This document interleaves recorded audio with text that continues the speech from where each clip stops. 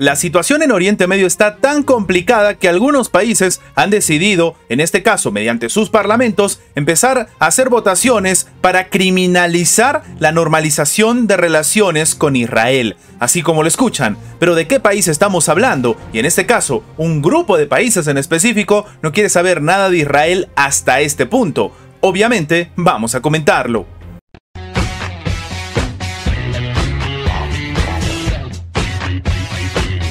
El Parlamento libio, al igual que otros países, empieza a tomar medidas que pueden ser un poco incluso desagradables a la hora de hablar de relaciones diplomáticas y de estrategia geopolítica. Y es que, por ejemplo, el Parlamento libio ha votado a favor de criminalizar la normalización de relaciones con Israel. Para que entendamos un poco el contexto, no hace mucho la administración de Benjamín Netanyahu estaba intentando tener relaciones o normalizar relaciones, en este caso con Arabia Saudita, un país que tiene una zona de influencia bastante importante en Oriente Medio. Pero claro, si otros países que son parte de la Liga Árabe o de la zona, o incluso dentro de la geopolítica actual, empiezan a criminalizar, es decir, declarar que es un delito volver a tener relaciones con Israel, tal vez la estrategia geopolítica por parte de Benjamín Netanyahu se puede terminar desarmando. Y es que la Cámara de Representantes, es decir, el Parlamento de Libia, terminó votando por unanimidad, es decir, no hubo ninguna abstención, no hubo ningún silencio, ni absolutamente nada, y todo esto a favor de criminalizar la normalización de relaciones con Israel.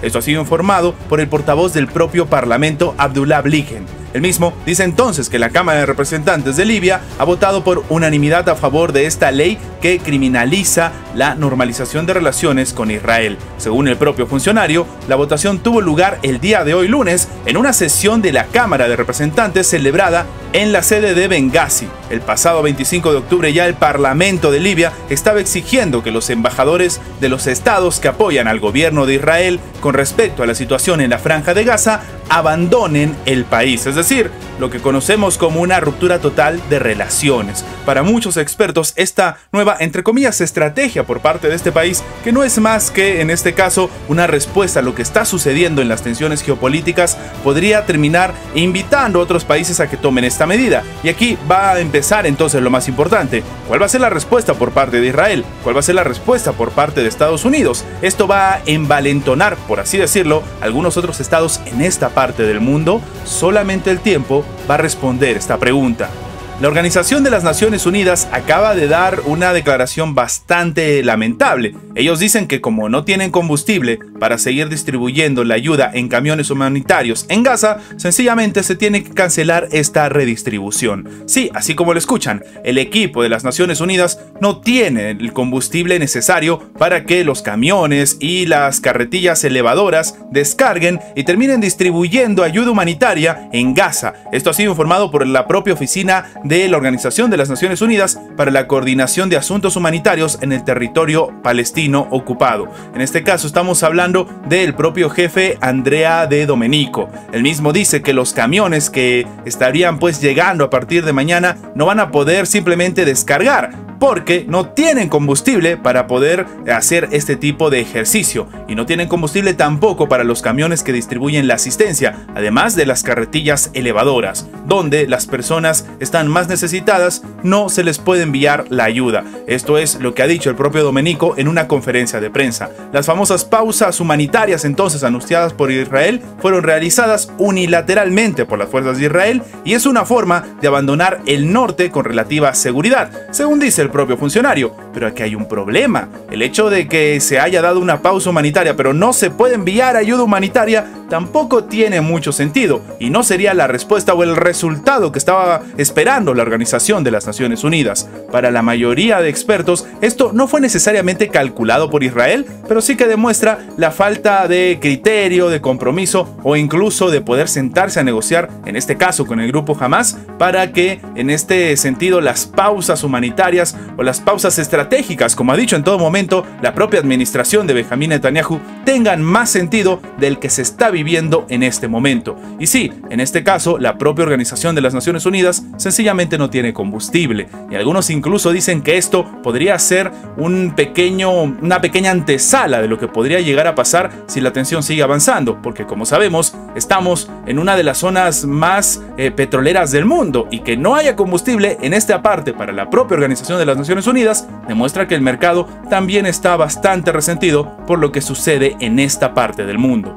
Diferentes países de la Unión Europea han decidido no aprobar pagos adicionales a Kiev y han puesto de hecho una condición: que se empiecen a rendir cuentas por todos los gastos anteriores. Al menos esto es lo que está pidiendo la propia administración de Hungría, quien se ha negado a aprobar la asignación por la Unión Europea de nada más y nada menos que 10.000 millones de euros en ayuda a Ucrania, mientras esta no rinda cuentas sobre los anteriores 80.000 millones de euros. Esto ha sido declarado por el propio ministro de Asuntos Exteriores húngaro, Péter Szijjártó. El mismo dice entonces que no ven posible la aprobación de esta cantidad de dinero, estamos hablando de miles de millones de euros a Ucrania, hasta que los otros países miembros de la Unión Europea al menos se han informado de en qué se ha gastado ya 80.000 millones de euros que han sido asignados anteriormente. Esto ha afirmado Szijjártó en una rueda de prensa para los medios húngaros transmitido en la red social Facebook. Ahora, el primer ministro de Hungría, Viktor Orbán, había comentado que su país iba a seguir bloqueando los pagos adicionales a Ucrania hasta que una fundamentación clara de la necesidad de por qué se está pidiendo esta medida, y no solamente una sencilla propuesta de decir, oye, hay que darle más dinero, sea expresada de manera contundente.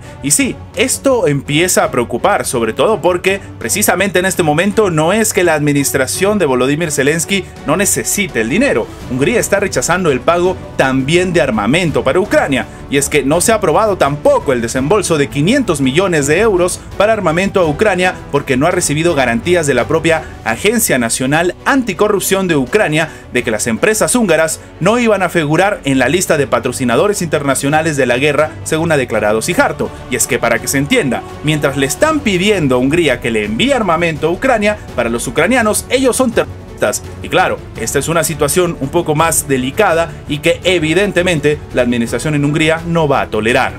Francia ha empezado a negociar con Hungría. Algunos dirían que está bien porque se necesita seguir enviándole ayuda, sobre todo militar, a la propia administración ucraniana. Pues no, Francia está negociando con Ucrania que no se le transfiera armas desde sus arsenales, así como lo están escuchando. En ese sentido, entonces, el gobierno de Francia está negociando con Ucrania que se deje de proporcionar armas y equipo militar de manera directa y gratuita. En lugar de ello, pretende establecer una fórmula para que Kiev compra armamento a productores franceses a través de un fondo especial. Al menos esto es lo que ha dicho el ministro de Defensa del país galo, Sébastien Lecornu. Lo que llama la atención es que entonces van a empezar a hacer negocios con Ucrania. Ya le han entregado armamento hasta cierto punto y ahora se lo van a vender. Y sí, esto es lo que ha dicho el propio ministro de Defensa, quien comenta que ahora están negociando con los colegas ucranianos para que Ucrania compre nuevos obuses con dinero de un fondo especial y para que el ejército francés no tenga que transferir